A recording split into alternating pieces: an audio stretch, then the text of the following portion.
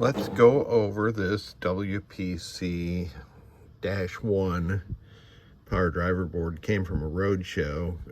The -1 is not necessary for a RoadShow, but sometimes we find those in there. In games like that, -1 is only necessary for the WPC DMD games. And somebody's been messing around with bridge rectifiers. That's BR2 at the top. This is C5, and apparently through holes are torn because those yellow jumpers have been installed.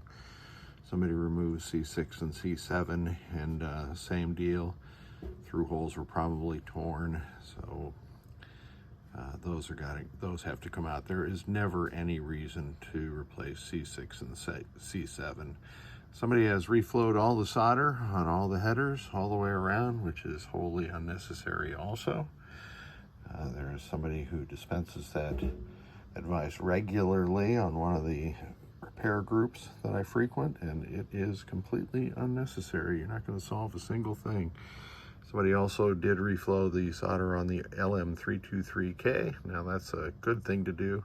I always remove the solder first and then flow new solder onto it.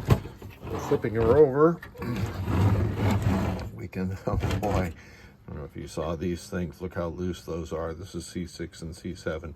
These two 15,000 microfarad caps in parallel do the same thing as the 30,000 microfarad cap in all Williams System 3 through 11 games.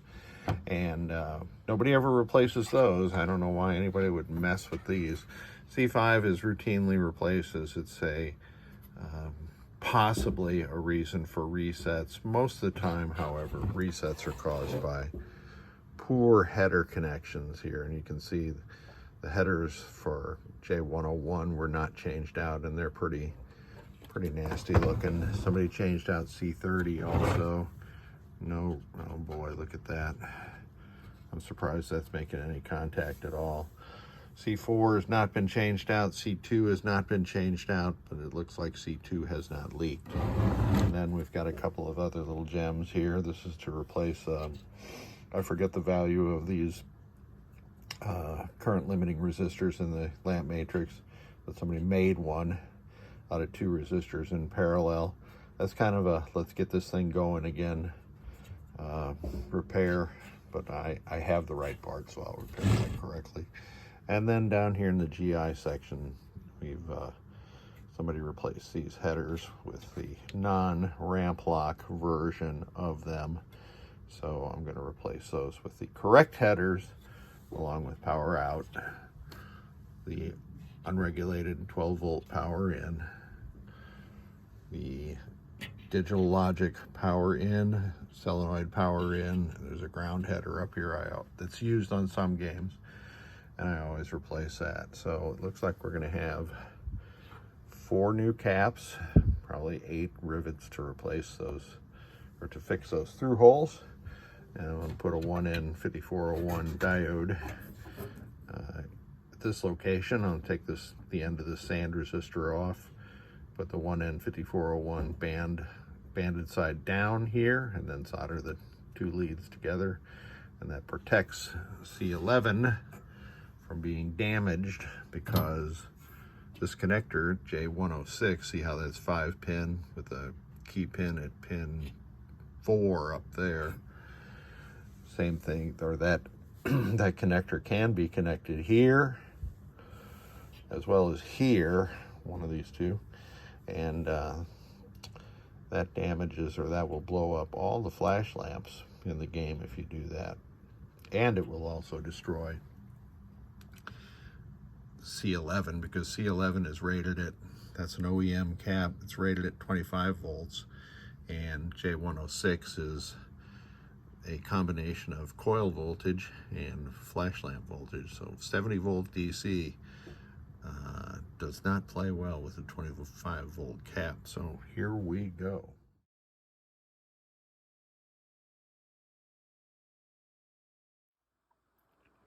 I forgot to show this burned up tip 102. Actually, it's burned up more than once because somebody put a tip 122 in there. It's a valid sub. Tip 122 is just not quite as beefy as a tip 102, but in the picture I rolled in, you can see these two resistors. There's a 470 ohm on the top and a 4.7K on the bottom. This is standard circuit design, I guess, for the solenoid drives that Williams used throughout the course of this production. I have removed a bunch of headers and cleaned up some through holes. This one here I've drilled out. I have to go out and wash this board because this thing is so full of solder flux residue. I did replace this 0.22 ohm 1 watt resistor, and I got to get rid of all this solder flux residue, and I will repair those through holes with rivets. These were ripped by the prior repairman, in quotes. And you can see here, this is the trace where the general illumination zero cross circuit comes in, and this one pulled out also. I decided to take both BR1 and BR2 off because the soldering and the connections there look dicey. And my objective is that once I'm done with this board, I never see this board again because it just works 100%. Oh boy. These are the solenoid drive fuses. These are fast blow fuses. This one may be correct. These should all be 3 amp slow blow fuses. These should all be 5 amp slow blow. This should be, I don't know if that's correct or not, but this should be 5, 7, 5 slow blow, and then an 8 amp normal blow. So those are probably correct. And then we've got a couple over here. Look how dirty that is. And I'm gonna go out and wash this board. I mean, the dirt doesn't hurt the board at all, but this is going into, I think, a high-end restoration of the RoadShow. So I'm going to clean this thing up as best I can, given what I have to work with, so that it'll look quite presentable in this high-end restoration.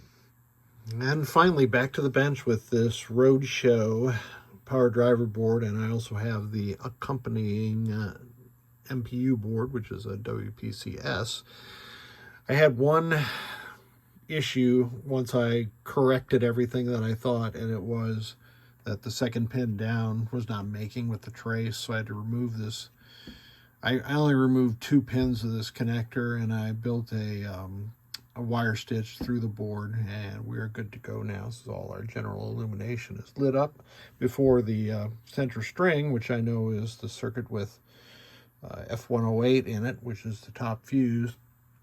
I should really go back and put the right colored light bulbs in here to match the color strings that the game manual has in it. So those would be brown, orange, yellow, green, and violet. Incidentally, if you're trying to track down a GI issue, these diagrams that Pinsider Zaza created for us to put into the pin wiki, these things are super useful. So the net on this driver board is all of that right there. C2, I always bend them over like that so you can see that it's not corroding underneath there like the original one tends to do. C4, which was an axial cap, but axial caps are difficult to find, so I replaced them with a nice implementation of a radial cap.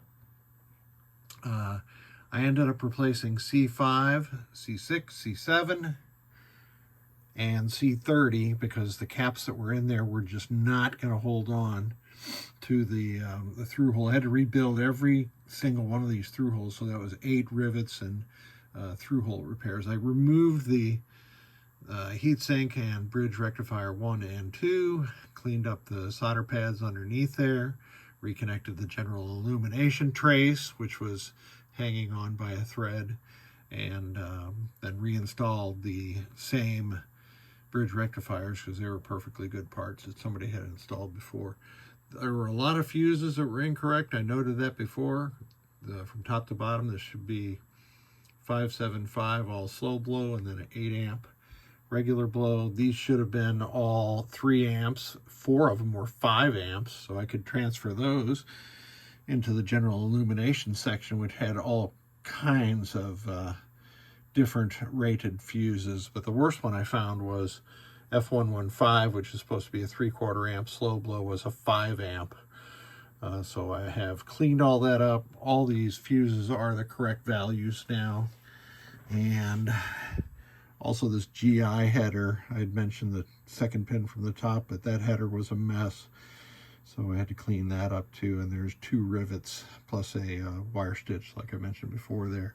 I did replace this 0.22 ohm resistor at R135, which was, or that's 153, sorry. That was a combination of 2 resistors before in parallel, which yielded approximately the correct value, but I cleaned it up anyway. 1N5401 diode there to protect C11, the top cap.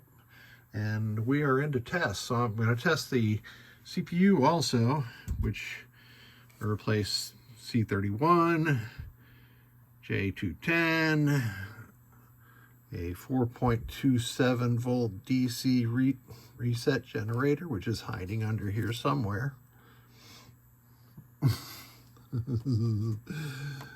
Where in the heck is it on this board? Duh! I didn't put it in there yet. This is fun. And I've installed NVRAM, so let me go put that reset generator in there, or the voltage watchdog, and see. It's weird that it works like that. Be right back. All right, I have installed that voltage watchdog. I guess proof positive that it's not really a reset generator since the board booted without it completely. It'd be interesting to know what would happen if the voltage were low without that part there. All right, so we are into test now, and we're going to test all aspects of the CPU board. And the first thing you notice is that switch 24 is on. This is my newest WPC test panel from Victor, aka Dumbass, up in the Pacific Northwest area. And this jumper is the equivalent of the diode that crosses on the coin door interface board of all WPC games, and that's how the switch matrix knows that it's operating at least somewhat, because that switch is always closed. So I've got my new tester here. I'm going to go from switch 8 through switch 57, and the reason that we do that is because that crosses the diagonal from southwest to northeast. And in the event that some games, all WPC reports all 64, but System 11 games, for instance, they don't report this switch down here in the lower right sometimes, or anything in column 8. So it's just more expedient to test switches in that way. We can test the direct switches for the coin door, and everything's working just fine. So let's get to solenoid test. And I'm going to make it advance through all of the solenoids. One of the interesting things about RoadShow is that the PowerDriver board drives only solenoids. It drives no flashers. Well, I should say solenoids and motors, like that was a motor just now. All the flash lamps on the game are driven by the AUX 8 driver board, which is in the upper right-hand corner of the back box. So you can see there's nothing going on here because I don't have an AUX 8 driver on my bench here, nor do I need one. All right, let's see if we got this GI correct. First thing you note that everything's lit and is dimming or undimming, however you'd like to phrase that correctly. Outstanding. We will test all the lamps at the same time. And that looks good. WPC, oh, there is an ordered lamp test, which I don't normally do. Let me go back the other, what? Oh, this is ordered as they are on the play field, so they're going to look random on my 8x8 matrix. You can do lamp row and column, which I don't normally do either, but you can do it. So that all looks good. So what have we tested? Lamps, solenoids, no flashers. The power coming off this board is 496 for the 5 volt, which is just fine. 11.9 is the regulated 12. 14.8 is the unregulated 12. 20 is flash lamps, and 71.7 is coils. So this CPU board and driver board are now ready to go back into this high-end RoadShow restoration. Thank you so much for sending this pair.